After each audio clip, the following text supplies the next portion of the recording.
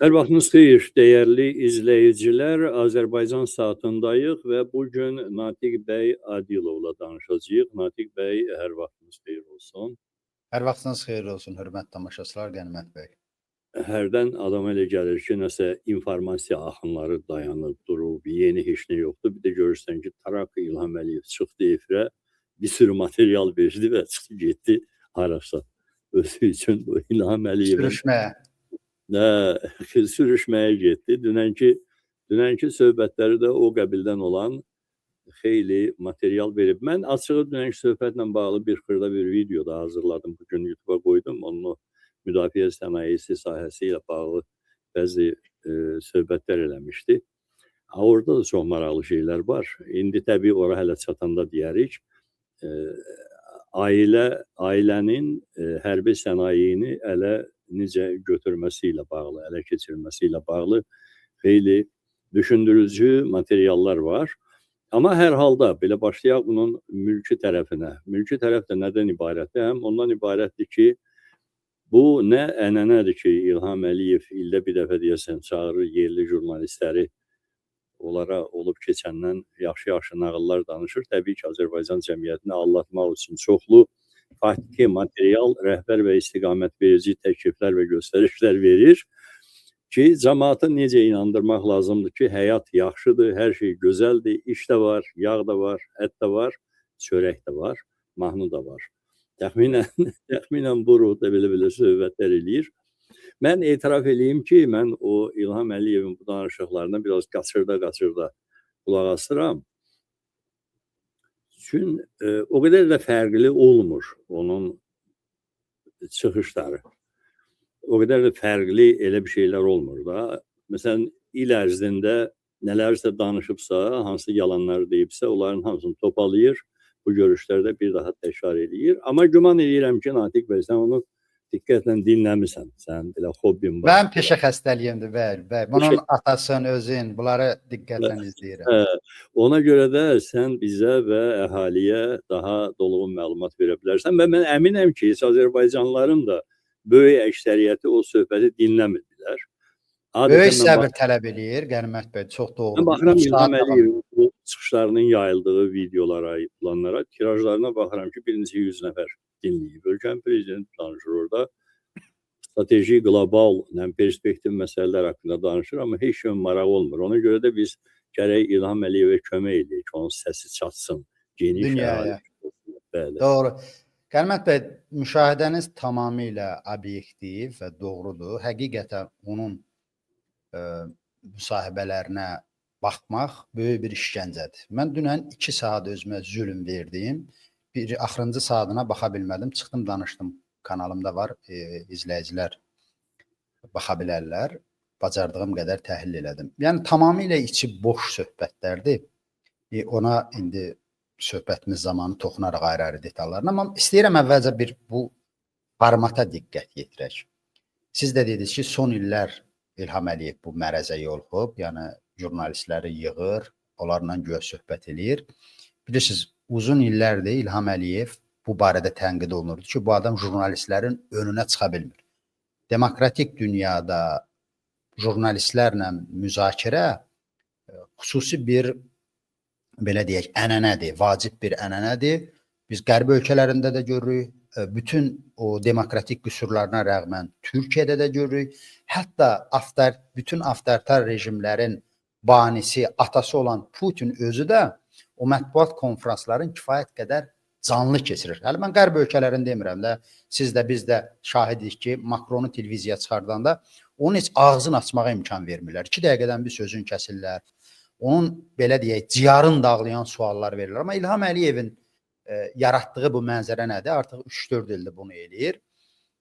Tamamilə müsahibə, jurnalistika janrına zid, monoton, heç bir kontur sual yox. Bütün suallar yönəldici, təsdiqləyici. Yəni, sual veriləndə, Qənimət bəy, tamaşaçılar özləri baxar. Cavabını da orada verirlər. Yəni, onun İlham Əliyevin cavabını gözləməyə ehtiyac yoxdur. Deyirlər ki, Cənab Əliyev, siz filan işlərlə bağlı çox gözəl, möhtəşəm, cahanşumul işlər görübsünüz. Ölkə ictimaiyyəti də, dünya da bunu yaxşı qiymətləndirir.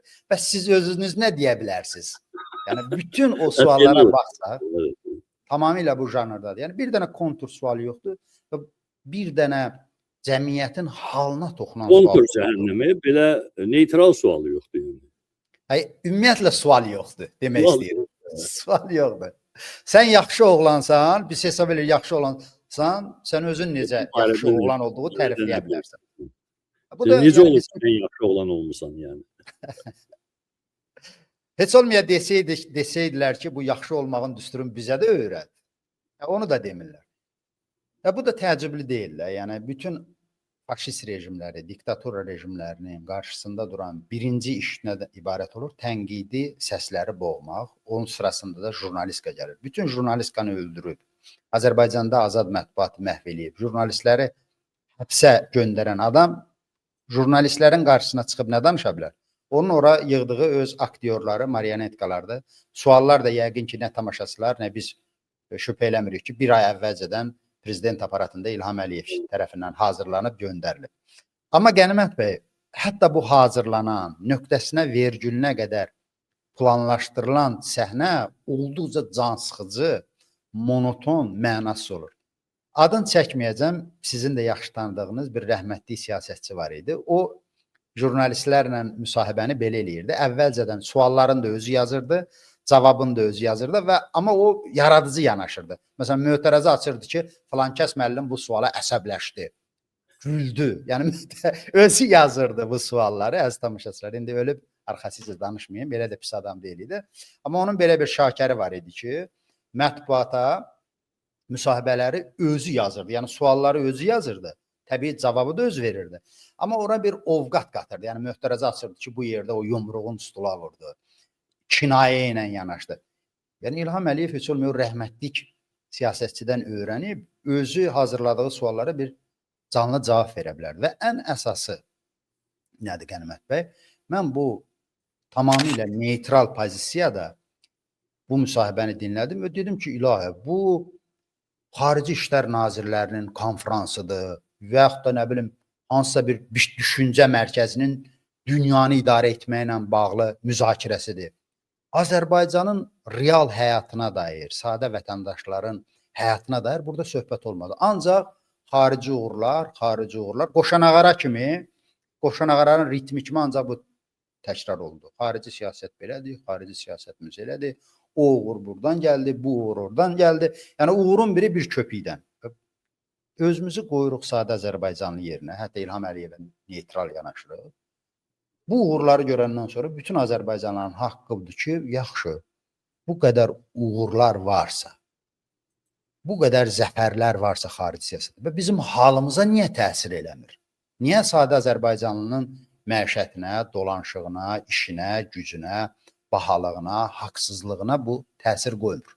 Çünki faktlarla manipulyasiya olunur, böyük-böyük sözlər danışılır, əhalinin başı qatılır da bir sözlə deyil. Tamamilə daxili auditoriya üçün hesablanmış bir söhbət. Yeganə 1-2 epizod oldu Qənimət bəy, mən çox uzunçuluq eləməyim, onu xatırladım, sonra siz fikirlərinizi bilərsiniz. 2 epizod üzrə daxili siyasətə toxundu. Yəni, daxili siyasət deyərkən birbaşa insanlarımızın halı ilə, vəziyyəti ilə bağlı. Biri quru sərhədlərlə bağlı idi. Bilirsiniz ki, Azərbaycanlılar artıq 6 ildir bu mənasız, absurd, hökumətin özünün belə əsaslandıra bilmədiyi sanksiyanın altındadır. Quru sərhədləri bağlı. İlham Əliyev dedi ki, artıq hamı anlayır ki, biz quru sərhədləri niyə bağlı saxlayırıq? Heç bir izah yox yenə də. Sadəcə bizim boynumuza qoyur, bizi şərləyir ki, artıq bilirsiniz niyə bağlıdır. Biz bilmirik. Hətta yekəbaş və yaxud da iri buynuzlu yapçılar da bilmir. Səbəb nədən ibarətdir? Obyektiv səbəb nədən ibarətdir? Yəni, bu Maduriya işarə elədi, nə bilim, bu hara işarə elədi, Haviyə işarə elədi ki, niyə bu quru sərhədlər, hansı səbəbdən bağlı saxlanılır? Və bir cümlədən sonra söhbəti gətirdi bu bir tərəfə ki, quru sərhədlərimiz bağlı olsa da biz turizmi genişləndiririk. Qardaş, bunlar ikisi bir-birindən xeyli dərəcədə ayrı mövzulardır.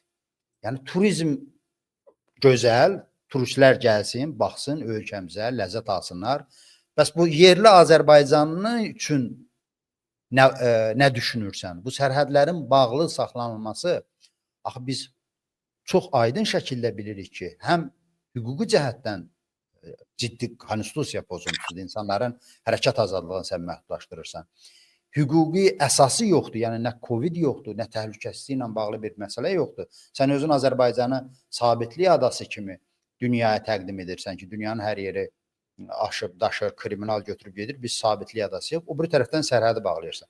Və turizmi son illər mən görürəm, sanki dünyanı, ölkəni xilas edəcək bir tapıntı kimi Azərbaycanlılara təqdim edirlər və bəzi adamları da tovlaya biliblər. Mən turizmə xüsusi nifrətim falan yoxdur, amma hörmətli Azərbaycanlılara çatdırmaq istəyirəm ki, turizmlə dövləti inkişaf elətdirmək olmur. Əgər turizmlə dövlət inkişaf eləmiş olsaydı, bu Asiyanın ölkələri, elə mənim yaşadığım Fransa ki, dünyanın ən çox turist qəbul edən ölkəsidir. Başqa bütün sahələrə atardılar qırağa, deyərlər ki, turizmimiz var da. Turizmlə yaşayırıq. Bizə lazım deyil kənd təsərrüfatı. Strasbourgda balaca bir şəhərdə ildə 2-3 milyon adam gəlir, turist gəlir. Və kifayət qədər də pul qazanırlar Qənimət bəy oradan. Amma biz heç zaman görməliyik ki, dövlət işin gücün açsın, ancaq turizmə yönəlsin. Üstəlik də Qənimət bəy, hökumətin özünün rəqəmləri göstərir ki, Azərbaycanda turizm çox pis vəziyyətdədir. Mən statistikaya baxmışam, təxminən 2-3 ay bundan əvvəl, ola bilər ki, mən yanılmalar. Gürcüstan turizmdə, turizm səviyyəsinə görə əhalisinin az olmasına baxmayaraq, ərazisinin az olmasına baxmayaraq, Azərbaycanı 3-4 dəfə qatlayır. Biz təxminən Ermənistan səviyyədəyik. Ermənistan, yəni Ermənistanın ərazisi əhalisi ilə müqayisə edən Azərbaycanı Ermənistanla səviyyədəyik. Üstəlik də biz unutmamalıyıq ki, o turist kimi qeyd olunan şəxslər ki var, çox Azərbaycanlılardır. Türkiyədən gələn, Rusiyadan gələn, oradan buradan gələn Azərbaycanlılar da, onlar da statistikaya turist kimi düşür. Üçüncü bir tərəfdən, axı turizm üçün cəlb edici deyil, Azərbaycanı cəlb edici eləməyiblər. Yəni, normal hakimiyyət olsa, idarə etmə olsa, əlbəttə ki, Azərbaycanın, mənim düşündüyümə görə, Gürcüstandan, Ermənistandan turizm imkanı, potensialı qat-qat yüksəkdir. Amma bir ölkənin ki, ədalətsizlik baş alıb gedib, polis müdaxilələri var, bahalıq var, əyləncə sektoru yalnız Bakı ilə məhdudlaşıbsa, turist ora niyə gəlir? Hansı məqamla gəlməlidir? Məsələn, xüsusilə bu nəzarət, total nəzarət ki var, Qənimət bəy, mən xarici bir neçə turistlərin videolarına baxmışam. Elə Türkiyədən gələnlərin. Artıq Azərbaycanı gətirib çatdırıblar. Azərbaycanda həmişə avtoritarizm, dövlət totalitarizmi, polis nəzarəti olub. Amma axır vaxtlar bilirsiniz nə olub? Yəni, adamlar belə küçədə telefonla çəkiliş eləyirlər, polis yaxınlaşır ki, nə çəkirsən? Polis cəhənnəm, artıq o sadə adamlar arası, belə nə deyirlər onlara, polisə dəstək şurası deyək, çuğul deyək, sukalar deyək, lap el dilində başa düşdüyümüz formada, yaxınlaşırlar ki, niyə çəkirsən? Marağın nədir? Kəşfiyyat məlumatı uğurlayırsan. Bu, turist üçün çox ciddi problemdir. Yəni, ona deyir ki, gəlmə bura. Yəni, turistlər, yəni biz, mən o lüks turistləri nəzərdə tutmuram. Lüks turistin Azərbaycanda nə iş var ki? O sadə gənclər, əyləncə axtaranlar, onlar üçün ləzzətdir də, çəkirlər və buna ciddi bir maneə var. Polis nəzarəti var, fırıldaq var. Ona görə turizmlə gözlənti Azərbaycanlıların kimdəsə yaranıbsa ki, hə, turistlər gələcək, biz günə çıxacaq, bu xam xülyadır. Çox uzaqları götürmürüm, qardaş Türkiyəni götürün də, əziz dostlar. Türkiyə əzəldən bəri bu sahədə geniş təcrübəsi olan, geniş imkanları olan ölkədir. Amma Türkiyədə vəziyyəti görürsünüz də, ekonomik vəziyyəti görürsünüz, nə haldadır. O boyda dənizlə, o boyda sektorla bahalıq və xidmətin zəifliyi artıq turistləri başqa ölkələrə qaçızdırır.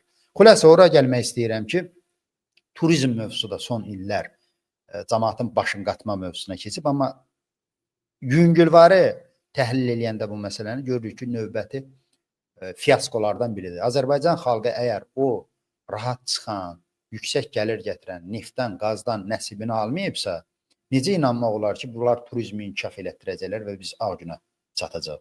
Və nəhayət, Qənimət bəy, istəyirəm ki, sosial məsələlər yeganə bir mövzu oldu. Sağ olsun ASTV-nin müxbiri üstünə bal, şəkər, nabat tökərək də olsa o sualı verdi ki, keçən il aparılan sosial siyasət barəsində nə deyə bilərsiniz və bu il nə gözlənir? Dərhal deyim, bu illə bağlı İlham Əliyev hətta vəd vermədi. Dünyanın ən rahat işləri bizim dostlarımızdan biri demişdi ki, vermək feilinin ən rahatı vəd verməkdir, söz verməkdir. İlham Əliyev nə söz, nə vəd verdi ki, bu il sosial sahədə, tutaq ki, işsizliklə bağlı, əmək haqlarının, müavinətlərin, sosial təminatların yaxşılaşdırılması istiqamətində nəsə edəcək. Bununla bağlı Qənimət bəy bir kəlmə də demədi və bu təsadüfi deyil. Büdcə qəbul olunur. Biz bilirik ki, büdcədə heç bir şey nəzərdə tutulmayıb. Yeni il çıxışında da bircə kəlmə də demədi. Yalnız bizə xoşbəxtlik arzuladı. Dedi ki, gedin ac, yalavac, xəstəliklə, işsizliklə xoşbəxt yaşayın. Bu dəfə də heç nə demədi. Amma maraqlı bir fikri oldu. İlham Əliyev ümumiyyətlə Azərbaycanda sosial çətinliklərin olmasını inkar elədi Qənimət bəy. Dedi ki, biz son illərdə, bəli, açıq mətnlə dedi ki, son illərdə 4 sosial layihə həyata keçirmişik. Xalqımızı, millətimizi ələbaxanlıqdan uzaqlaşdırmışıq. İndi təminatlar çox yaxşıdır. Adamlar özünü məşğulluqla həyatlarını sürürlər. Azərbaycanda kifayət qədər iş var. İş istəyən iş tapa bilər. 2 dəfə bunu təkrar elədi ki, onlar ona görə işsizdilər ki, daha yaxşı iş arzusundadılar. Yoxsa Azərbaycanda iş axtaran üçün hər yerdə iş var. Bunu İlham Əliyev dedi, bizim də boynumuza qoydu ki, işsizlik problemi yoxdur, dolanışıq problemi yoxdur. Vəziyyətdən çıxmaq üçün bir dənə əlavə elədi ki, hə, mən bilirəm ki, biz istəyərdik daha çox olsun, yəni təminatlar, maaşlar. Amma yorğana görə ayağı uzatmaq lazımdır. Pulumuz çox olanda lap çox verəcək. İndi də yaxşıdır. Biz deyir, dünyanın başqa ölkələrindən nisbətən bizdə işsizlik daha azdır. Mən hakimiyyətə gələndən sonra 40 dəfə artıb təminatlar, müavinətlər filanlar. Amma demədi ki, bəs ehtiyaclar neçə dəfə artıb? Bahalıq nə qədər artıb? Yox, 40 dəfə artıb deyəndə yəqin onu nəzərdə tutur ki, mən 40 dəfə sərəncam vermişəm ki, məsələn, maaş artsın, pensiya artsın. Onu bəlkə nəzərdə tutur. Tamam, amma Azərbaycanlıların halına bu necə təfavüt eləyib? Azərbaycanlıların həqiqətən ələbaxanlıq bu deyəndə nəyi nəzərdə tutur? Biz ki, tez-tez deyirik, uşaq pulu verilsin, qazilərin müavinəti artırılsın. Elə ki, adamlar onun cibindən istəyirlər şəxsən. Tamamilə, yəni doğrudan da elə der ki, tək gözü yox, balaları da elə bilir ki, dövlət büdcəsindən verilən o vəsait cibindən şəxsən əziyyət çəkib, yer şumlayıb, ağac əkib, qazandığı pulun əhaliyə verilməsidir. Qənimət bəy, həqiqətən biz də istərdik ki, ələbaxanlıq olmasın. Amma sən ölkədə monopoliya yaradıbsansa, rüşvətxorluq yaradıbsansa, sənin bütün strukturların ancaq iş adamların necə talamaqla məşğuldursa, bütün təşəbbüsləri yerindəcə boğub, o xırda pul gələn yerləri öz ailə üzvlərinə təhkim eləyibsənsə, orada əhali necə öz gücü ilə həyatını təmin eləyə bilər? Ələbaxanlıq aradan qaldırıbsa, niyə görə biz sosial şəbəkələrə o əhalinin fəryadından girə bilmirik? Haçan girirsən, gündə mənim ən azı 10-15 ürək parçalayan müraciətlə rastlaşdığım olur ki, biri deyir, uşağım ölür, biri deyir, anam ölür, biri deyir, balam ölür, biri deyir, özüm ölürəm, işıq pulum verə bilmirəm, nə bilim, çay ala bilmirəm, dərmanımı ala bilmirəm. Bu müraciətlər, bu ələbaxanlıqlar Azərbaycan həyatının gerçəkliyinə çevrilir. Mən razıyam ki, bu mövzularla dələduzluq eləyənlər var, cəmaatın o duyğuların istismar eləyənlər var. Amma şəxsən tanıdığımız adamlar da var ki, onlar gündəlik, yəni həyatların təmin eləməkdən ötürü hər gün kiməsə ağız açmalı olur. Hər gün kiməsə, yəni böyük məbləğlərdən də söhbət getmir ki, məsələn adam desin ki, maşın almaq istəyirəm, ev almaq istəyirəm, biznes açmaq istəyirəm, ay cəmaat, yığışın mənə kömək eləyin. Adamlar dərman almaq üçün pul istəyirlər. Dərman almaq üçün, çörək almaq üçün, nə bilim, işıqlarının o limitini artırmaq üçün pul istəyirlər. Və bu şəraiti kim yaratmalıydı? Dövlət. Dövlətdən heç kim demir ki, getsin hamının cibinə havaydan pul qoysun. İş şəraiti yaradılmalıdır. Mühit yaradılmalıdır. Monopoliya aradan qaldırılmalıdır ki, o işləyə bilən təbəqə öz təminatın özü qazansın. O qayğıya ehtiyacı olan təbəqəyə isə İlham Əliyev olmur, kim olsun. Onun borcudur ki, tutaq ki, onun iş qabiliyyəti olmayan, həssas təbəqə olan hissəsin dövlətin hesabına yaşatsın. Necə ola bilir ki, bunlar İrana, Turana humanizm adı altında pul paylaya bilirlər, amma Azərbaycan xalqının bu tələbi ilə rastlaşanda deyirlər ki, hələ baxımlıq. Elə dünən Qənimət bəy, baxdım ki, Ülahəzrətin şairə qızı Leyla xanım Omana səfər eləyib. Omanda orada Xərçəng İnstitutu var, çox böyük, dünyada məşhurdur. Gedib oranı ziyarət edib və ora hədiyyələr bağışlayıb.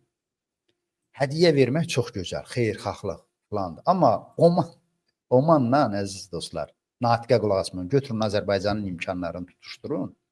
Sosial təminata baxın, orada nə yerdədir. Əhalinin gəlirləri, iş imkanları, dövlətin imkanları hansı yerdədir və Azərbaycana baxın. Yəni, Azərbaycanda xərçəng xəstələri nalə edirlər. Hər gün orada o onkologiya mərkəzindəki özbaşınalıqları, dərmanların necə əlçatan olmadığı barədə şikayətlər yazırlar.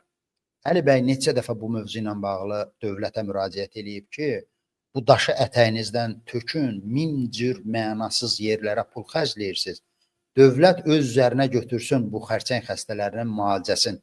Axı, burada heç kim korrupsiya eləyə bilməz.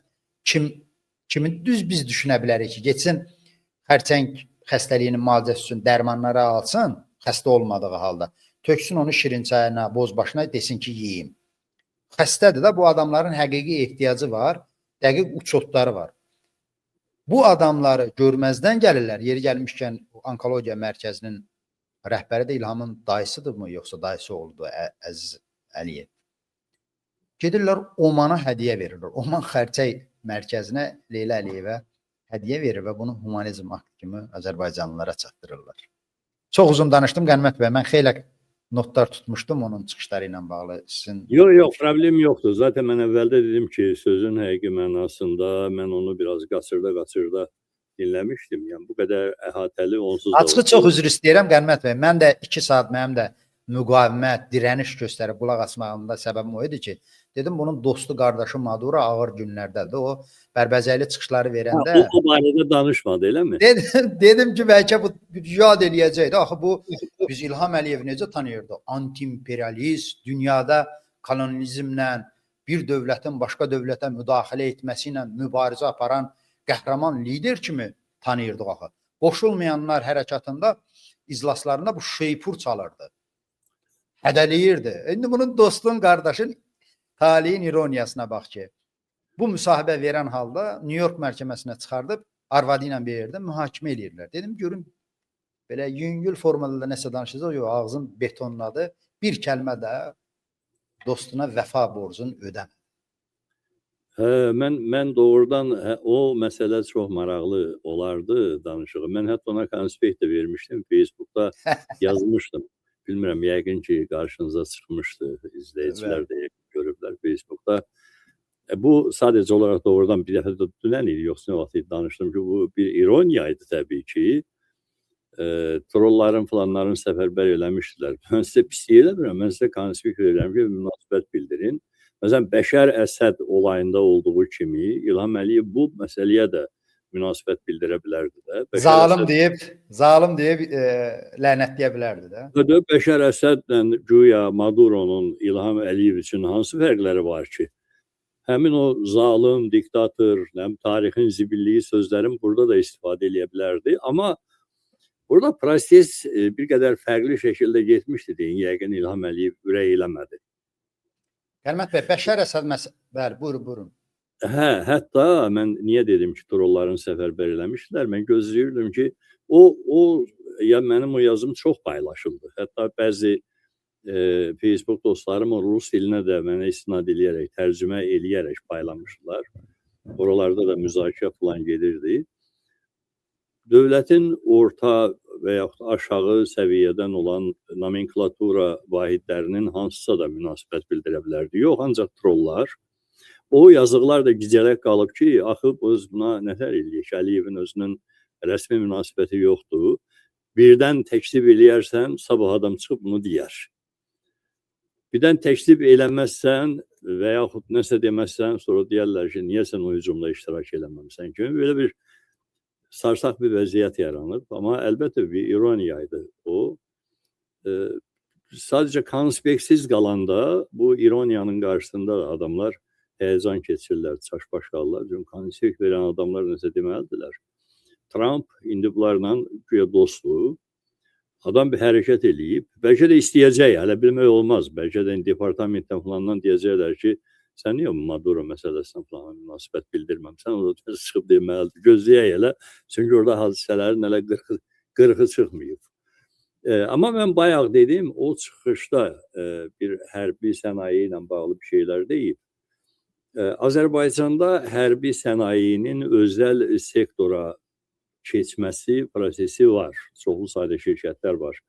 İlham Əliyev 15 deyib, amma 7-si ilə bağlı, 5-i ilə bağlı dəqiq məlumatlar var. Daha 2-si ilə bağlı yarımçıq məlumatlar var. O birisi də deyirsə, yəqin lisenziya verəcəklər. Məsələn, bunlar çox böyük sifarişlərdir. Hərb sektoruna, müdafiə sənayesinə, xüsusilə bu müharibədən sonra daha çox pullar yatırılır. Daha böyük. Üstəlik də istehsaldan söhbət gedir. Adında sənaye var. Başında mədəd kimi bir adamı qoyublar. Daha məsuliyyətli olmaq üçün, proseslərə daha ciddi yanaşmaq üçün və burada ümumiyyətlə müdafiə sektorunda bu zamana qədər İlham Əliyevin hakimiyyətə gəldiyi 2003-cü ildən daha 2020-ci ilə qədər 2-ci Qarabağ Savaşının başlandığı və bitdiyi zamanlara qədər olan korrupsiyanın həcmi yaxın 4-5 ildə kölgədə qalacaq. Bəlkə də artıq qalıb. Çünki indi pis yaxşı o zaman doğrudan da ciddi, belə deyək, hərb təhlükəsi hər zaman vardı. Təhlükə deyəndə o hərb planı hər zaman vardı və hamı da bilirdi ki, mütləq bu müharibə olacaq. Mütləq bu müharibə olacaqsa buna mütləq hazırlaşmaq lazımdır və bu prosesdə nə qədər yesən belə, mənimsəsən belə, mütləq ortalıqda bir silah, hərbi texnika, sursat plan olmalıdır ki, olası və qaçılmaz şəkildə olası hərbi əməliyyatlarda əlin quru yerdə qalmasın. İndi o təhlükə də yoxdur və hərbi sənaye üçün çox geniş perspektivlər müəyyən olunur. Mən fikirlə, üstəlik ticarət amaclı. Hər halda yalnız yerli ehtiyaclar üçün deyil, yəni bu da hərb məhsullarının istehsal edib hansısa xarici ölkələrə satmaq falan var. Bu dünyada o qədər indi orta kasıblıq səviyyəsində və yaxud ondan aşağı olan dövlətlər var ki, nələrsə hər halda alıb Müdafiə Nazirliyinin sırasına qoymalıdırlar, ordunun qabağına qoymalıdırlar, əskərin əlinə bir silah verməlidirlər, dron tapmalıdırlar. Belə şeyləri Azərbaycan üçün də potensial olaraq o cür dövlətlərin müştərilər sırasında görmək olur. Amma buradakı korrupsiya ona görə bəllidir ki, bir, müdafiə sənayesinə cəlb olunmuş. Müdafiə sənayesi sifarişlərini dövlət tərəfdən alan şirkətlərin kimliyi ilə bağlı, kimlərə məxsus olduğu ilə bağlı heç bir məlumat yoxdur. Deyə bilərlər ki, güya hərbi sirdir, amma boş şeydir. Heç onun nəticələri də hərbi sir deyil. Bu dünyada bütün dövlətlərin hərbi məhsullar, hərbi texnikalar, silahlar istehsal edən bütün dövlətlərin silah istehsalı potensialı, silah satışı ilə bağlı real və potensial imkanları ilə bağlı bütün məlumatlar aşkardır. Bu hər yerdə yazılır. Öhdəliyidir, Qənimət bəy, dövlət onları, o indi mən hüquqşünas deyirəm, öhdəliyidir ki, dövlət onu məlumatlandırır. Həm beynəlxalq qanunlara görə öhdəliyidir, həm də ki, bu açıqdır da, yəni burada bir hərbi sir yoxdur. Ona görə sən bunu yalnız Azərbaycanlılar üçün hərbi sir ona görə elan eləyirsən ki, orada korrupsiya var. Orada mənimsəmə var. Orada dəhşətli dərəcədə böyük korrupsiya var və buna görə də onu gizlədirlər. Bu belədir, müqəddəs dövlət sirləri seriyasında onun altında basırlar. Bunlar patriotdular, bunlar vətənpərvərdilər. Yeri gəlmişkən vətənpərvərliklə bağlı da orada da bir riyakarlıq var. Çünki bu cür rejimlər haqqında deyilir, klassik mənadakı vətən kasıblarındır, torpaq zənginlərindir.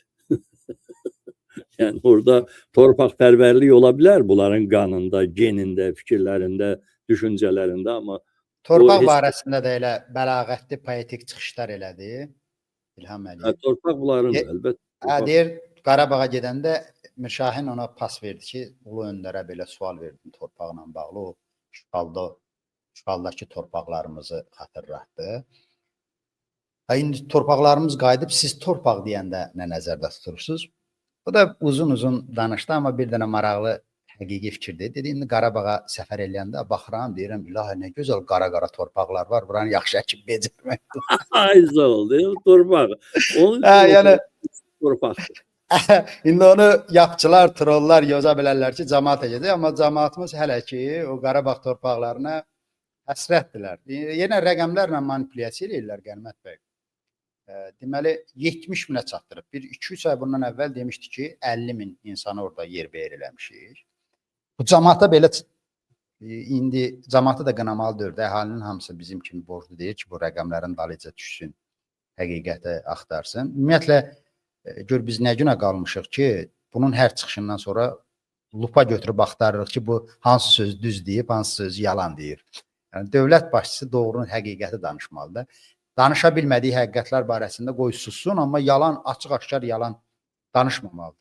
Bu 70 min rəqəmlə diqqətcə cəlb eləyir əziz tamaşaçılar. Çünki adamlara bunu belə təqdim eləyirlər ki, 70 min insan ora məskunlaşıb. Bu bizim başa düşdüyümüz klassik mənada sakin deyil.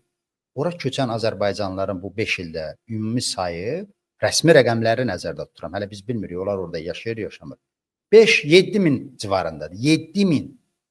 O nəzərdə tutulan rəqəmlər bizim hərbiçilərimizdir. İlham Əliyevin təsərrüfatında çalışan adamlardır, fəhlələrdir, mövsümi, qeyri-mövsümi. Bir də orada strukturlar var da, dövlət strukturları. Yəni Qarabağlıların, köçkünlərin ora qayıtma sayı rəsmi rəqəmlər deyirəm. Bu 5 il ərzində 7 mini keçməyib. 70 min sadəcə bizim qulağımızı gözəl sözlərlə cingildətmək üçün dilə gətirilən ifadələrdir. Və bu gün də Qənimət bəyin toxunduğu o şəffaflıq təkcə hərbi ilə bağlı məsələlərdə deyil ki, indi hərbi ilə bağlı məsələlərdə nə qədər haqsız olsalar da, qanunsuz olsa da, cəmaatı inandıra bilərlər ki, hərbi sirdir də. İndi bizim cəmaat da öyrəşib, Sovet totalitar ənənəmiz var. Elə hərbi ilə bağlı nə deyiləndə deyirlər ki, hərbidir, bu barədə danışmaq olmaz. Halbuki bütün sahələr kimi hərbinin də üzərində vətəndaş nəzarəti olmalıdır. Açıq olmalıdır. Tenderlər necə keçirilir, effektiv nə dərəcədə. Hərbini qoyaq qırağa. Güya mülki sahələrlə bağlı şəffaflıq varmı, hesabatlıq varmı? Qarabağda tikinti quruculuq işləri görülür, evlər tikilir, yollar salınır, əla, ürəyimiz asılır. Amma niyə görə bizə deyilmir ki, bu tikən kimdir? Niyə görə dövlət A şirkətinə yox, B şirkətinə bu işi tapşırdı? Neçəyə başa gəlir bu? Məşhur bir söz var idi, yazı var idi o vaxtı. Sovet İttifaqı dağılda yazılmışdı. Müəllifi xatırlaya bilmirəm, məşhur adamdır. Yazılırdı ki, Sovet İttifaqı barəsində danışanda onun tərəfdarları, qərbdəki tərəfdarları deyirlər ki, bəs orada metrolar tikilib, kosmosa raket buraxıblar, məktəblər tikilib, nə bilim zavodlar tikilib. Bunlardan da demək lazımdır. Deyir, doğrudur. Amma bunu deyən adamlar o suala mütləq cavab vermədilər. Amma sorurlar ki, neçəyə başa gəlib o tikintilər? Həm insan kapitali baxımından ki, nə qədər adamın qanı batırılıb, öldürülüb, sürgün edilib, həyatı qararılıb və hansı pul hesabına? Bax, bu məsələlər Azərbaycanda şəffaf deyil, nəinki şəffaf deyil, ümumiyyətlə hər sahələri bunlar sir dağarcığına döndərirlər.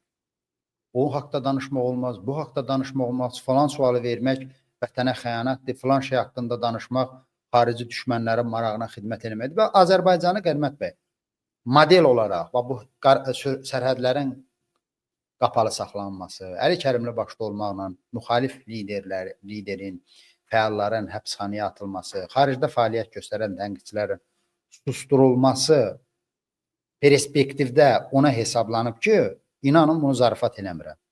Trollara necə bu gün təlimat vermirlər? Birazdan kənd sovetlər vasitəsilə, bələdiyyələr, uçaskovlar vasitəsilə adamlara təlimatlar göndərəcəklər və yaxud da elə WhatsApp nömrəsi deyəcəklər ki, bax filan mövzudan bunu danışmalısan. Kənara çıxmaq olmaz. Hava haqqında bunu danışmalısan. Nə bilim, Xəzər dənizi haqqında bunu danışmalısan. Azərbaycan insanların bu ferma heyvanı yerinə qoyub, onların nəfəs almasını da kontrol eləmək istəyirlər ki, bu mövzuda danışmaq bu şəkildə danışacaqsan.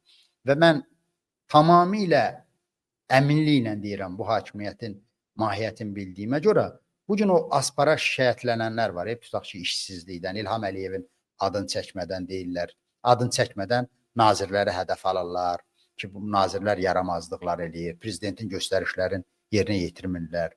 Biz Azərbaycanda vəziyyəti dəyişməsək, bu haranlaşan, özbaşınalığın pikinə çatan idarə etməni dayandırmasaq, əmin olun ki, o tənqidlərin də cavabı sərt repressiyalar olacaq. Ki, sən hansı haqla, hansı cəsarətlə dövlət başçısı deyir ki, bizdə işsizlik yoxdur, sən iş istəsən, axtarıb tapa bilərsən, belə bir sözü İlham Əliyev dediyi halda çıxırsan sosial şəbəkədə, deyirsən ki, işsizlik var. Deyirsən ki, yaşaya bilmirik. Sən bununla dövləti sabotaj eləyirsən. Sən bununla İlham Əliyevə riyakar damğası yapışdırırsan. Bu adamları cəzalandıracaqlar. Bu zarafat məsələ deyil, əziz dostlar. Bütün diktatura rejimləri bax belə inşa olunur. İndi Azərbaycanda sərtləşən avtoritarizmdir, amma onun istiqamətini İlham Əliyev götürüb murdar bir totalitarizmə doğru. Ki biz bunun qarşısında müqavimət göstərməsək, öz ləyaqətimizə uyğun bir dövlət idarə etməsi tələb etməsək, onun hədəfi dediyim kimidir. Bizim sözümüzə də, davranışımıza da, geyimimizə də, saçımızın rənginə də bunlar qayda gətirəcəklər. Və adını da belə qoyurlar da bütün hamısı. Sizi düşündüyümüzə görə, sizin daha yaxşı yaşamağınız üçün bütün bunları eləyirik. Hə, faktik olaraq zahid oruclaşıb da İlham Əliyev. İndi əvvəllər bu özündən aşağılara tezis verirdi. İndi özündən aşağılara verdiyi tezisləri təzədən götürüb özü üçün, necə ki bu jurnalistlərə sualları öncədən paylaşırlar, sonra onun əsasında özlərinin də rəyini formalaşdırıb təzədən cəmaata çatdırırlar. Mən bayaq gördüm, Əfqan Muxtarlı bir Facebookda bir şey yazmış ki, Zahid Oruc indi çıxıb deyəcək ki, bildiniz də sərhədləri niyə bağlı saxlayırıq. Zahid Oruca ehtiyac yoxdur da. Yəqin ki, Əfqan bəy izləməyib onun çıxışını. Özü dedi. Bəlkə də izləyib ona görə deyib, ona görə yazıb. Bəlkə də izləyib ona görə yazıb ki, ona artıq istinad eləyir. Yəni faktik olaraq İlham Əliyev doğrudan Zahid Oruclaşıb. Faktik olaraq o gündədir. Yoxsa nəyi nəzərdə tuta bilərsən? Sərhədlər bağlıdır. Amerikanın xüsusi təyinatları gedib Maduronu götürdülər. Venezuelada sərhəd keçid məntəqələri əcaba bağlı idi mi, açıq idi mi? Məncə bağlı deyildi. Venezuela o siyahıda olmuyor.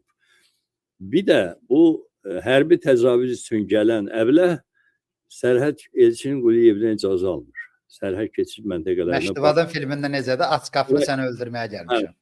Bura işləmirsə qaydaq gedək. Açılanda gələrik düşüncəsində deyil, heç kim. Elə bir şey olmur. Və indi elə bir hadisə, elə bir proses baş verməyib ki, sən deyəsən ki, sərhədlər buna görə bağlıdır və başa düşdünüz də, güya üstü örtülü mənada deyir. Burada çox kobud bir riyakarlıq var. Riyakarlıq özü dövlət adına yapılan bir riyakarlıqdır. Nədir? Əli Əsədovdur da bizim baş nazirimizin adı elədir mi? Burada da çox maraqlı şeydir. Bu Əli sözü çox populyardır. Məsələn, DTX-nın başqanı Əli Nağıyev, müxalifət lideri Əli Kərimli, baş nazir Əli Əsədov, İlham prezident Əliyev. Burada bu baxımdan da bolluq var. Amma dövlət adına edilən riyakarlıq nədir? Əli Əsədov sərəncam verir ki, Covid-ə görə sərhəd bağlıdır. Belədir mi? İlham Əliyev bunu hansısa təhlükəsizlik mifi ilə bağlayır. İlham Əliyev deməyib Covid-i. İlham Əliyev əvvəllər də deyib ki, biz hansısa təhlükəsizlik mülahizələrinə görə sərhədi bağlı saxlayırıq. İndi xüsusilə qabardaraq ki, indi artıq hamı başa düşür. Mən %100 əminəm ki, o eyhamı Maduro məsələsinə verir. Amma bunun heç bir əlaqəsi yoxdur. Birincisi Qənimət bəy, onların borcudur ki, bunu hüquqi formaya salsınlar. İlham Əliyev deyir təhlükəsizlik məsələsi, Əli Əsadov deyir ki, Covid məsələsi. Bu riyakarlıq olmağına riyakarlıqdır, həm də hüququn, qanunun Azərbaycanda necə mənasız, lazımsız bir yerə gətirilməsidir. Yəni təhlükəsizlik məsələsidirsə, yazın ora filan təhlükələr var və yaxud da ümumi sözlə ki, təhlükəsizlik məsələsinə görə Azərbaycan sərhədləri bağlı saxlanılır.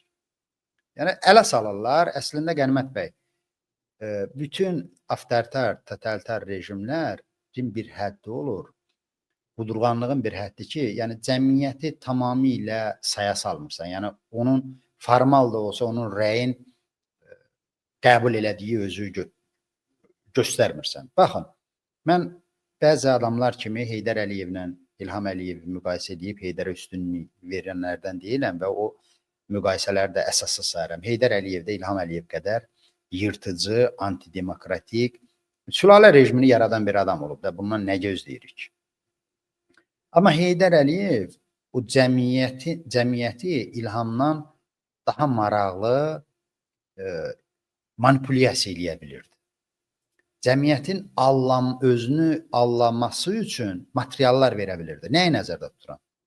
Bax, dünən İlham Əliyev deyir ki, götürün çıxışı dinləyin əziz tamaşaçılar. Royerim. Bilirəm ki, əzablıdır 3 saat mənasız monoton bir çıxışa qulaq asmağı. Bu sosial sahə ilə bağlı. Adam deyir ki, bizim problemimiz yoxdur.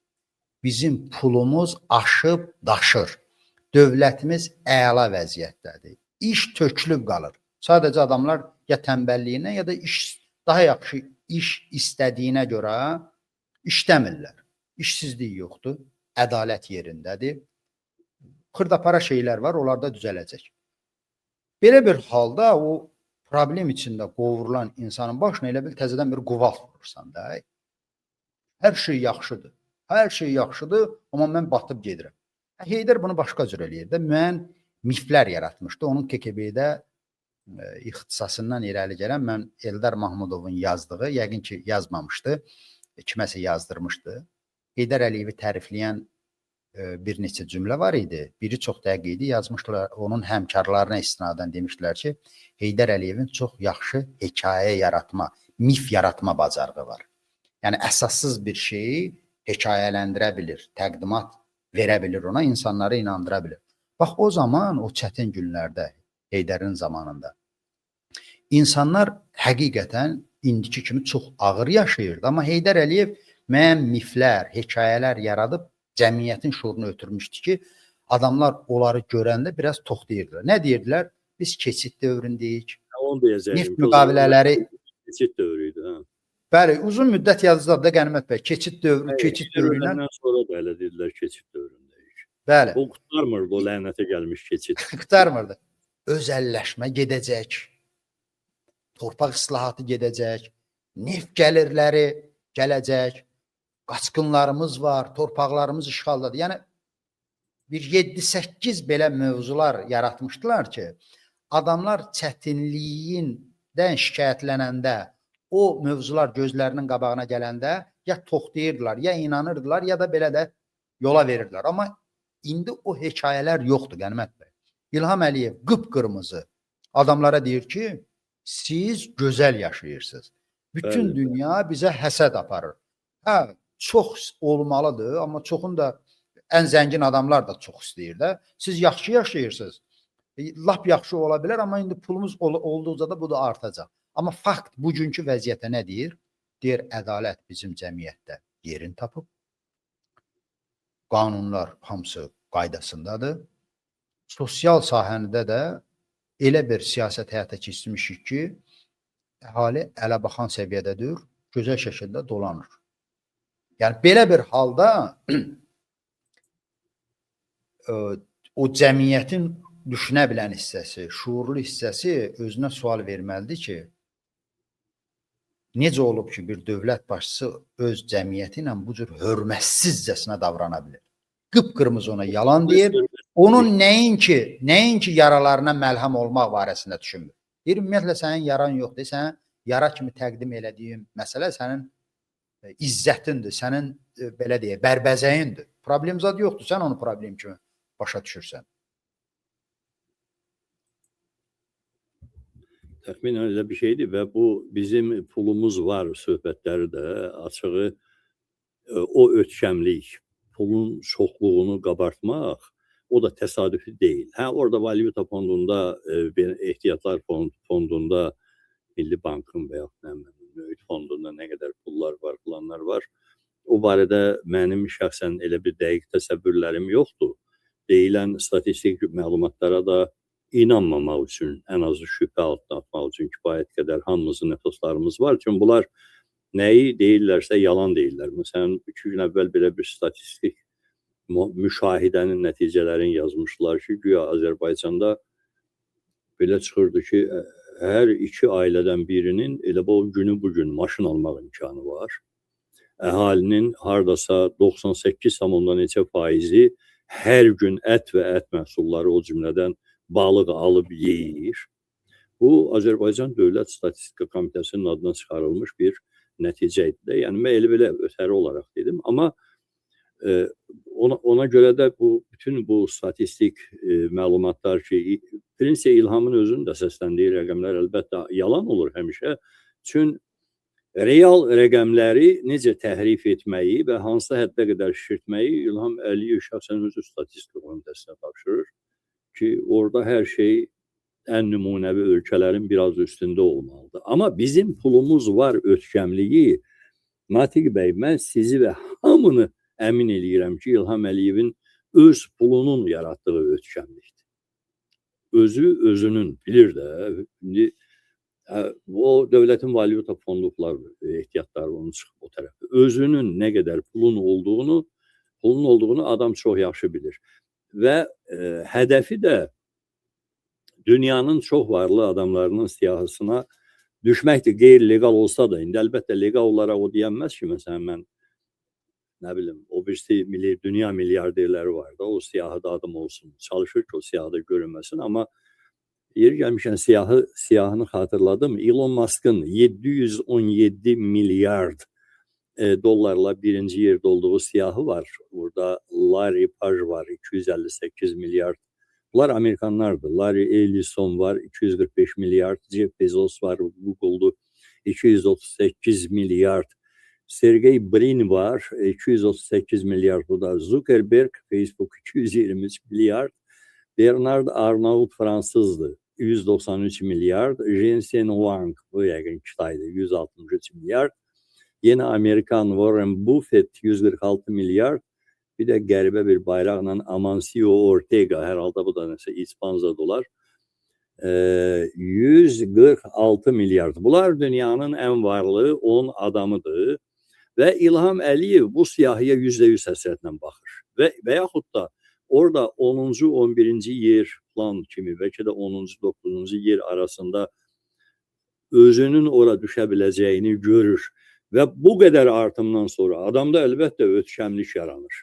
Ki bizim pulumuz var, bizim pulumuz çoxdur, bizim pulumuz artacaq, onun da garantiyası var axı.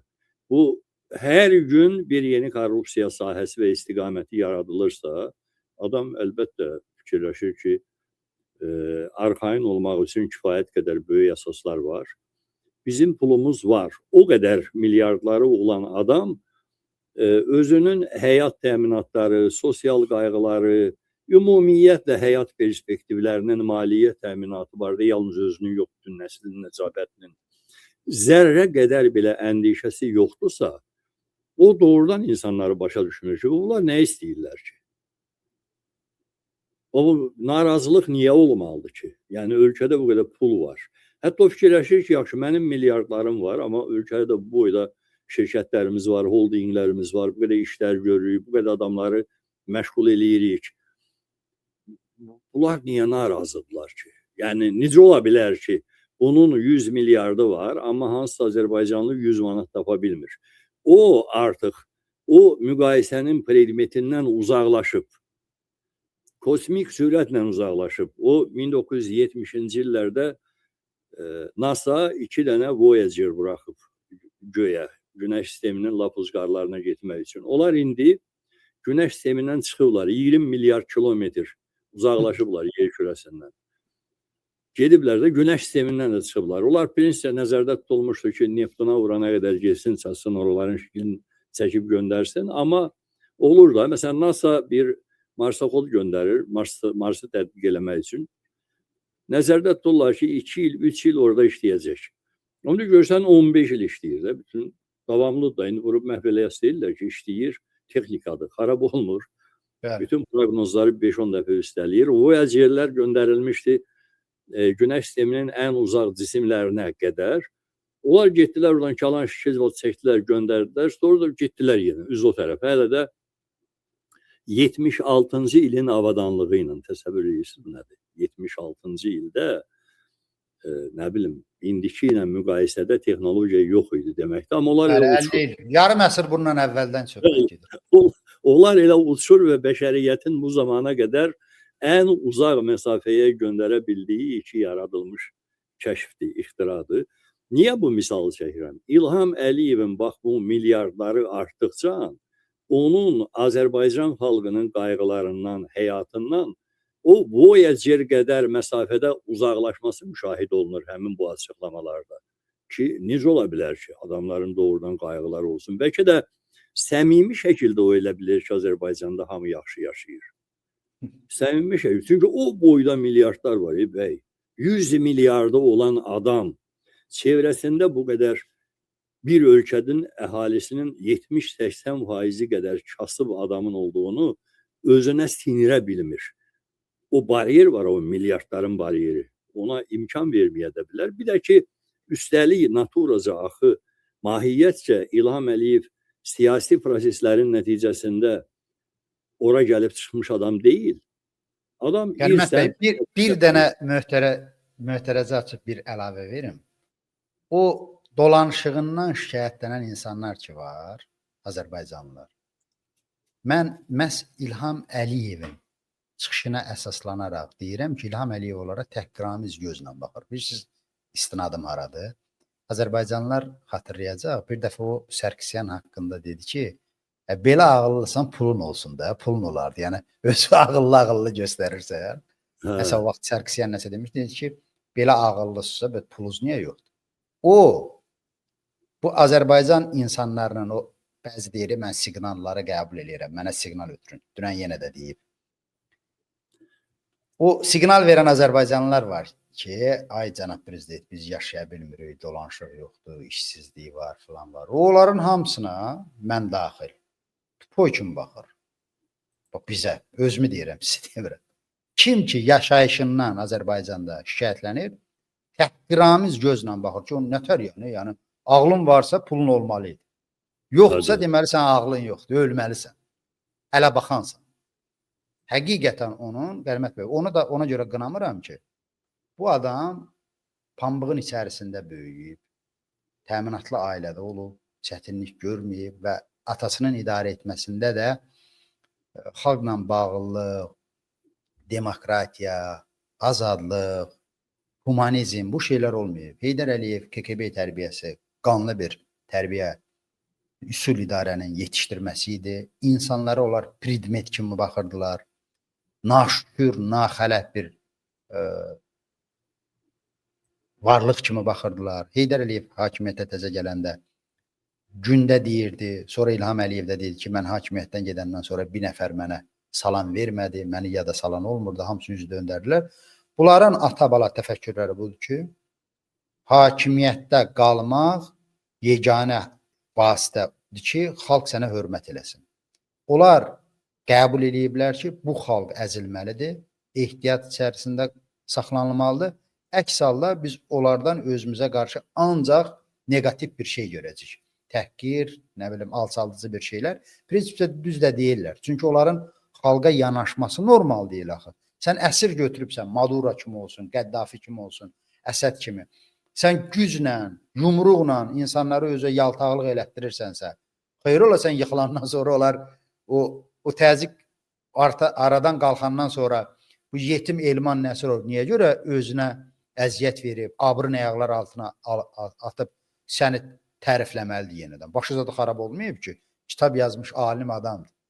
Elman Nəsrov Amerikanşünasdır, əziz dostlar. Yaxşı. Sadəcə indi onu girov götürüblər. Əsir alıblar. O da çıxır, biz biraz təbəssüm verir, amma öz ləyaqətini təhqir eləyir də. O nə qədər qanmaz adam olsa da, o bilmir, onun qızı görmürsə nə əzab çəkir. Deyir ki, mənə ailəmdə tənə edirlər ki, bu nə atadır, buna nə olur? Onun qızı bilir, ailəsi bilir, özü bilir ki, mən bu qıpqırmızı yalanlarla özümü təhqir elətirəm. Sabah bu təzyiq olmayandan sonra, İlham Əliyevin banda dili olmayandan sonra, vilayəti Əli Nağıyev olmayandan sonra, o adamlar əlbəttə ki, səni lənətləyəcək. İnsanlar onlara olan zərbəni, şəxsiyyətlərinə olan zərbəni unuda bilmirlər. Barışa bilirlər ondan, atırlar arxa fona. Amma ilk məqamda zorən sarsaqlayırlar da. Yəni təzyiq qarşısında sarsaqlayırlar. Cəmaət adekvat münasibət göstərir. Əvəzində bunların nifrəti qazanır və o nifrəti də bunlar özləri müşayiət edirlər ki... Doğru, bəli. Bunlar istəyir ki, bəy, həm sənin təpəni əzəcək, həm də mənə təşəkkür eləyəcəksən. Həm səni alçaldacam, həm də mənə təşəkkür eləyəcəksən. Yəni, açıq dövlət siyasətin sadə Azərbaycan dilinə çevirəndə bu alınır ki, sizə vurduğumuz dəyənəkləri siz alqışla qarşılamalısınız. Bəli. İlham Əliyev, Qənimət bəy, dünənləri dəhşətə gəldim də. Yəni, bir-iki dramatik yerlər o idi. Mənim üçün, onlar üçün yox. Deyir, mən bilmirəm. Əvvəl deyir, yoxdur. Dünyanın heç bir yerində belə bir hal yoxdur. Varsa da mənim xəbərsizəm ki, şəhid ailələrinə ev verilsin, mənzil verilsin. Yəni, İlham dünyanın yalnız deyir, biz veririk dünyada. Bilirsiniz, bunun adı qırmızılıqdır, abırsızlıq deyim, bilmirəm də, yəni bir... Yəni, bu İlham mı dedi?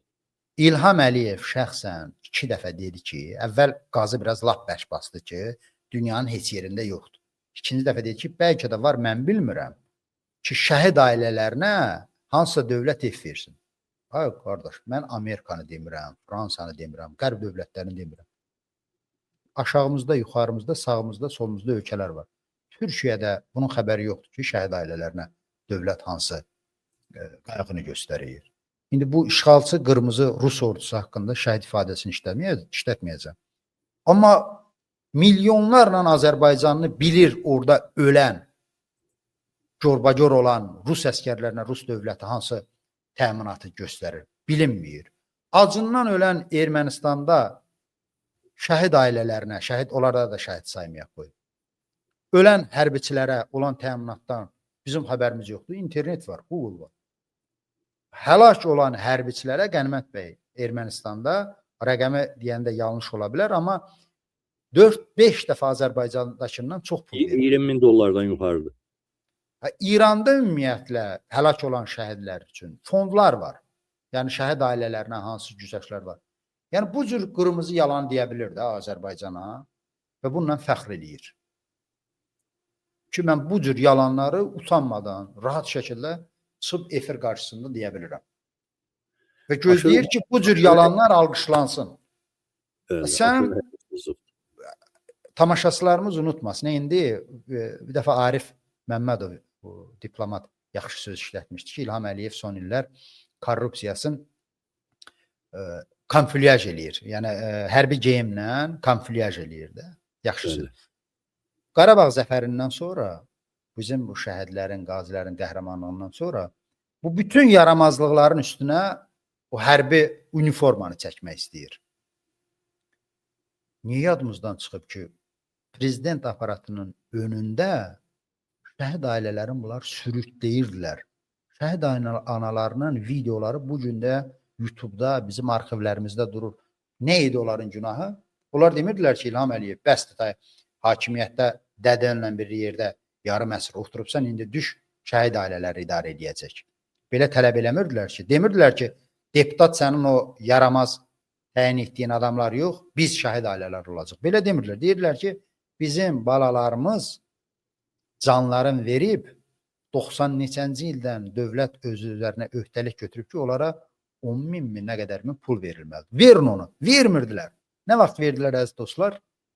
müxalifətin Milli Şuranın 19 yanvar mitinqindən Həm də yalnız 2 ondan dəfə sonra. devalvasiyadan sonra. Bəli, bəli, bəli. 2 dəfə devalvasiyadan sonra. Yəni verdi. öz şəhid ailələrinə, vətəndaşlarına bu cür münasibət göstərən dövlət başçısı deyir ki, dünyanın heç yerində bizim kimi şəhid ailələrinə diqqət göstərən yoxdur. Sən qaziyə 80 manat pul verirsən. Sən ondan xəbərin varmı ki, dünyanın heç yerində qaziyə nə qədər eləyir? 40 evroda, 40 evro verən dövlət yoxdur. Bəlkə Maduro verərdi də, indi orada 2 dollar zad yarım idi əmək haqqı. Bəlkə də orada mümkün idi. Amma O Azərbaycanın sən deputatına 8000 o mənasız gülüş obyekti olan deputatlara, əziz tamaşaçılar, 8500 maaş verilir. İndi orada komitə sədrləri var, nə bilim, müxtəlif vəzifəsi olanlara spikerin müavinləri daha çox verilir. 10.000, 11.000. Müəllimlərə nə qədər verilir? Tutaq ki, həkimlərə nə qədər verilir? Başqa dövlət işçilərinə nə qədər verilir? Dəhşətli bir fərq var. Mən iqtisadçıları dəvət edirəm, bu mövzunu araşdırsın. Mən özüm yüngülvarı araşdırmışam, amma diletantcasına görüşmək istəmirəm. Müqayisə aparmışam. İnkişaf eləmiş ölkələrdə, Avropa ölkələrində fərq nə qədərdir? Məsələn, deputatla müəllimin, deputatla adi nazirlə adi dövlət qulluqçusunun. Avropada bu fərq olur 5-7 dəfə, əziz tamaşaçılar. 5-7 dəfə deputatla, nazirlə, tutaq ki, orta səviyyəli bir dövlət məmuru deməyək, büdcədən maliyyələşən şəxsin. Azərbaycanda bu rəqəm katastrofikdir. Kəskin bir fərq var. Təsəvvür edin. Müəllimlər bizdə nə qədər alır? Olsun 600-700 manat da, düzdür? Bəlkə də olsun 800, akladı çox olan, staj çox olan. Deputat alır 8000. Özdə fırıldağa baxın Qənimət bəy. Bilirsiniz nə ediblər? Bunu rəsmi maaş kimi yazmayıblar. Əndirbadi bir şey fikirləşiblər. Deputatın rəsmi maaşı 3000-dir. Amma bir qanun qəbul ediblər ki, onlara maaşlarının 2 vahid çox əlavə pul verirlər. Bilirsiniz bunu niyə eləyirlər? Mən bir iqtisadçıdan soruşdum ki, burada nə fırıldaq var? Yəni bunun yaz ki, maaşın 8000. Amma başqa bir qondarma qanun mu, qərar qəbul ediblər ki, deputat, nazir maaşının 2 vahidi həddində də pul alır. Bunu ona görə eləyiblər ki, cəmaatda qıcıq yaranmasın. Yəni qanuna baxsınlar ki, deputat 8000, 9000 pul alır, mən alıram 500 manat. Qazi alır 80 manat. Yəni kağıza oturmaz. Yeri gəlmişkən o məlumatlar qabaqları açıq idi. Yəni müxtəlif jurnallar olurdu, dövlət jurnalları. Onları çap eləyirdilər. Eləcə də saytlara qoyurdular. 2-3 ildə Qənimət bəy onu da yığışdırıblar ki, Azərbaycanlılar girib belə gözü ilə görməsin ki, deputat nə qədər maaş alır. Həmin zaddır da. Nazir nə qədər alır? Voyager effektidir də, Voyager effekti uzaqlaşır. Uzaqlaşır və 50 ilə uzaqlaşırlar onlar hamısı. İndi mən hər verilişdə bunu təkrar eləməyə çalışıram. Siz də təkrar eləyin, sual verin əziz tamaşaçılar. Niyə görə? Bax, bunların deputatları, nazirləri aşağı yuxarı qərb ölkələrindəki qədər maaş alır. Hələ biz nəzərə almayaq ki, onların nə qədər biznesləri var, nə qədər əlavə gəlir yerləri var, hamısının bazarları var, nə bilim, obyektləri var, rüşvət alırlar icra başçılarına. Çılxa dövlət büdcəsindən aldıqları maaş, pul, adına onun maaş da qoymayıblar, nə bilim, ad qoyublar da, 8-9 mindir.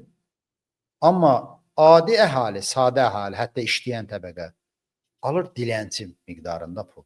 Əgər biz sinxron şəkildə inkişaf eləyiriksə İlham Əliyevin dediyi kimi, niyə görə bəs bu qədər kəskin təbəqələşmə olub?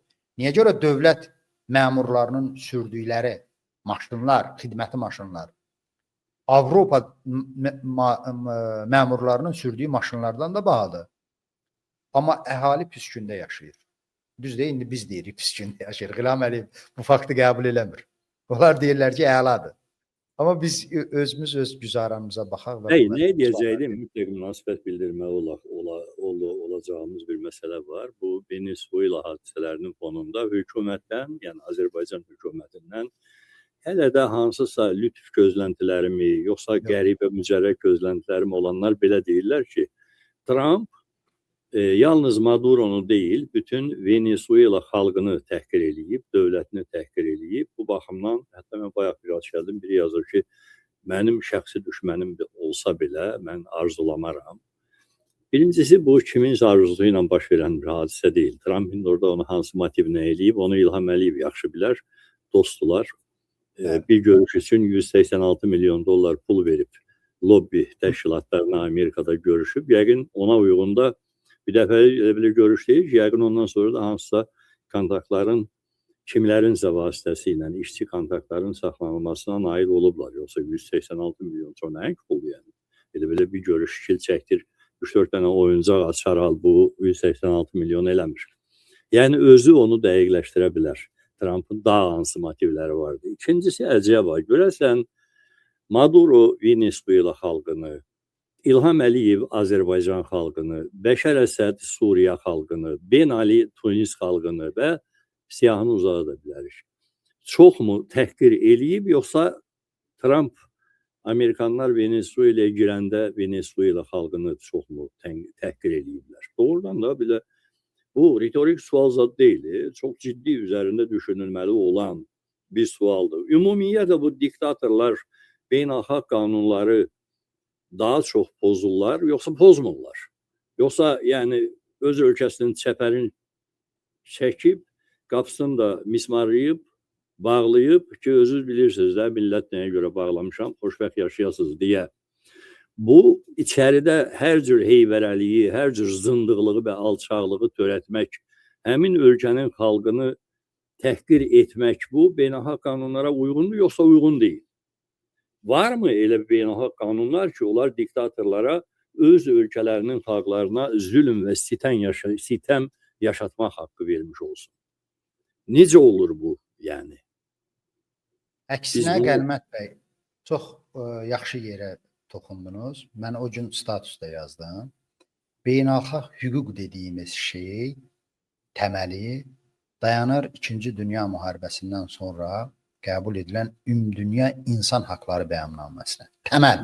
Bugünkü dünyanın təməlində o bəyannamə durur. O bəyannamədə nə yazılır? Yazılır ki,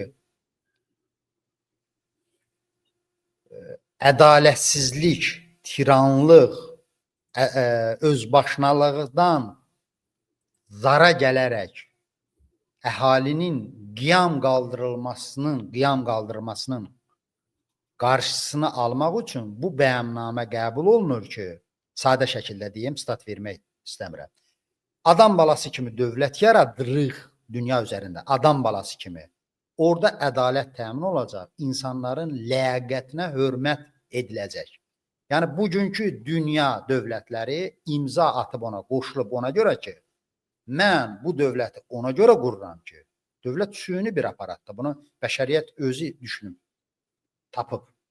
Məqsəd də, bax, bugünkü dünya dövlətlərinin qol çəkib qoşulduqları öhdəlik ondan ibarət ki, sən vətəndaşına ləyaqətli, ədalətli şərait yaratmalısan. O şərait ona görə yaradılır ki, insanlar haqsızlığa qarşı qiyam qaldırılmasın. Yəni, bəyannamə həm də dolayısıyla vətəndaşlara hüquq verir ki, ədalətsizlik ərşə çıxanda, qanunlar işləməyəndə, insan ləyaqətinə hörmət edilməyəndə insanların qiyam etmək hüququ var, üsyan etmək hüququ var. Orada birbaşa yazılmıyor bu, amma mətni oxuyanda aydın olunur. Nəyə gətirmək istəyirəm? Azərbaycan Konstitusiyasının özünə də baxsaz, əziz tamaşaçılar, orada yazılıb ki, hakimiyyətin mənbəyi xalqdır, hakimiyyətin mənimsənilməsi xalqa qarşı törədilən ən ağır cinayətdir. İkinci, üçüncü maddə olmalıdır. İndi Konstitusiyanı gündə İlham Əliyev dəyişdirir, yerin səhv sala bilər. Təkrar edirəm.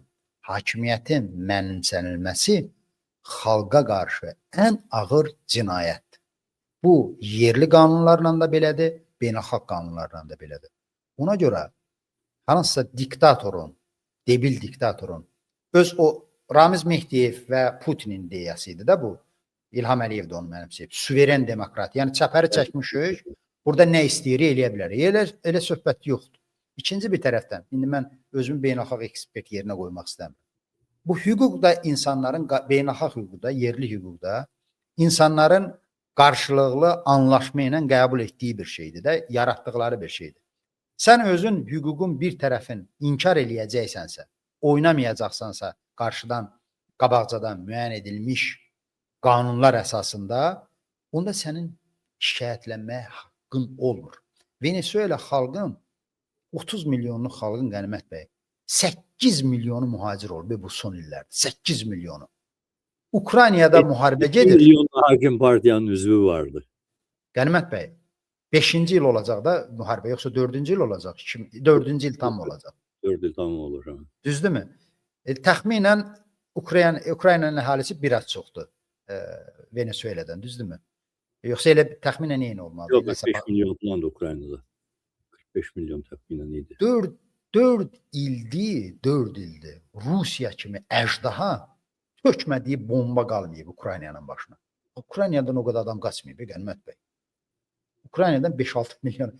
Bu son bu Maduro'nun vaxtında 8 milyon insan ölkədən qaçıb. Nəzərə alın. Venezuela'nın sərhədləri bağlıdır. Yəni sərhədçilər var burada. Ukraynada sərhəd açıqdır. Yəni istənilən Ukrayna vətəndaşı üçün müharibədən əvvəl də vizasız rejim idi Avropaya. Və onlara hələ nə qədər təminat yaradıldığı halda. Yəni Avropaya gələndə ev verirlər, eşik verirlər, çörəklərin verirlər, suların verirlər, xəstəliklərinin dərmanına, dava dərmanlarını edirlər. Amma 4 il müharibə altındakı olan Ukraynadan Venezuela'dan qaçan qədər adam qaçmayıb. Bu cür mənzərə qarşısında sən hansı qanunla danışsan, hansı ədalətdən danışırsan, ölkəni döndəribsən cəhənnəmə. İkinci bir tərəfdən Maduro'nun qayğısına qalan adamlar İlham Əliyevin ölkədə elədiklərinə baxsınlar və bir anlıq qanunları zaten unudub xalqın reaksiyasına baxsınlar ki, bugün o Hacı Leylək deyirəm mən, o adam, o qüvvə, o nə bilim hər hansı bir Amerikanın olması, Mazambikin xüsusi təyinatları gəlib İlham Əliyevi hop eləyib aparsa, Azərbaycan xalqının mütləq əksəriyyəti toy bayram eləyəcəkdir. Heç kimin eynində olmayacaq ki, beynəlxalq hüquq belə getdi, konvensiya oldu, plan oldu, bəsməkan oldu. Yəni burada diqqəti ora gətirmək lazımdır ki, sən o qədər murdar olursan ki, o qədər alçaqcasına nifrət qazanırsan ki, sənin başına pislik gələndə, hətta qanun, hüquq sənin tərəfində olanda belə insanların vecinə olmur. Bax, əsl kilit budur. Burada qanunlar, beynəlxalq falan, bu barədə biz çox danışmaq olar. Biz yerli mənzəriyə, əhalinin reaksiyasını, Venezuela xalqın toy bayram eləyirdilər, Qənimət bəy. Onlar da top tüvəklə güllənin qabağına dirəyib çıxartmayıblar ki, o xalqdır da, Venezuela xalqıdır. Yoxsa düşünürsünüz ki, mühacirətə qaçan o 8 milyon Venezuela prezidentinin başına gələn beynəlxalq hüququ tapdalayan bu addıma görə kədərlənirlər, əksinə hamı sevinir. Azərbaycanın özündə baxın da, millət hamısı yazır, şənlənir, sağ əli İlham Əliyevin başına deyir. Yəni bu diktatorlar, tiranlar, suveren demokratiya, süni tesisi altında çox özləri üçün mühafizə qurmuşdular. Mən ümid eləyirəm ki, bu periyod ötəcək dünyada, bu Trump'ın elədiyi çılğınlıqlar filanlar da və dünya həqiqətən elə bir, mən bu barədə çox optimistəm, həddə gəlib çatacaq ki, artıq diktatorlara o şərait yaradılmayacaq, beynəlxalq hüquq yeni nizama keçəcək, seçkilərin saxtalaşdırılması, xalqın iradəsinin zid sayılması artıq həm bəşər nümunəsində, həm Putin nümunəsində, həm İlham nümunəsində göstərir ki, bu yerli səviyyədən çıxır, bəşəriyyət üçün problem yaranır. Ona görə ona nəzarət, demokratiyanın həqiqətən sözdə yox, əməldə heç bir ölkənin daxili işi olmaması dünyanın vacib məsələsinə çevriləcək. Bu barədə mən optimisəm. Və nə qədər bu Maduro kimi, İlham kimi, Putin kimi, Lukashenko kimi adamlar var. Mən 250 razıyam ki, qoy onları gəlib hətta o Avstraliyadakı o qəbilələrin adamları tutub aparıb kabab çəksinlər, nə bilim dərlərindən nəsə düzəlsinlər. Mən razıyam. Qoy mən beynəlxalq hüququn əleyhinə olan insan kimi görünüm. Beynəlxalq hüququ da, yerli hüququ da qeyri-işlək vəziyyətə salan bu cür debil adamlar olur. Əlbəttə. Trumpdan əvvəl hüquqa hörmət edən dövlət başçıları vardı. Avropada da, Amerikada da. Onda Maduro adam balası kimi idarə eləyirdi cəmiyyəti. Vəhşi kimi. Neyse, Natiq Bey teşekkürler. Değerli izleyiciler, teşekkür lütfen ederim. bizden ayrılmadan önce yayını beğenin ve paylaşın. Abone olun Azerbaycan Saati ve Natiq Adilov YouTube kanallarına ve elbette salamat kalın. Sağ ol bey. Sağ olun.